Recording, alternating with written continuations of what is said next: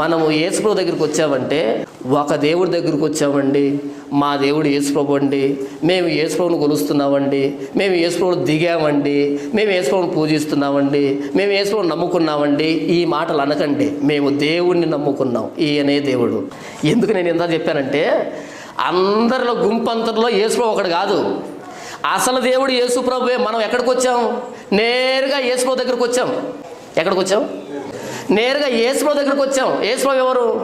సాక్షాత్తు దేవుడే.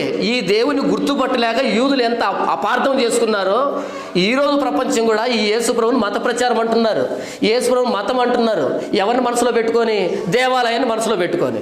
ఆ దేవాలయం ఏంటి? మనుషులు కట్టించింది, రాజు కట్టించింది, రాజకీయంతో కట్టించింది, మనుషుల కోసం కట్టించింది, మూఢనమ్మకాలతో కట్టించింది, అమాయకపు ఆచారాలతో కట్టించింది. ఇవన్నీ మనసులో పెట్టుకొని అసలు దేవుడి మీదకి రాళ్ళు ఎత్తుకున్నారు. దేవుడి మీదకి రాళ్ళు ఎత్తుకుంటే ఆ దేవాలయంలో రాళ్ళు మిగులుతాయా?